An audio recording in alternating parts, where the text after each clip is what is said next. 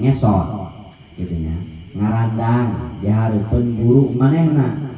Tak aneh ditempo uku jalma anu teu ngaji kana kitab eta.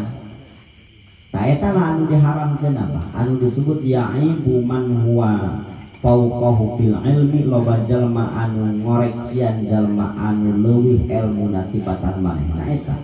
Jalma nu teu ngaji ngoreksian kana pendapat jalma nu ngaji anu geus aya dasaran.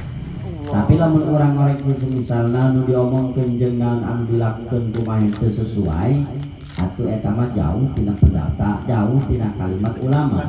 Karena ulama mah al ulama ummaluna. Ulama eta nyaeta jalma anu ngamalkeun kana pendapat manehna. Jadi geus pasti sesuai jeung syariat. Lamun teu sesuai jeung syariat atuh hade bae dikoreksi ku urang dengan cara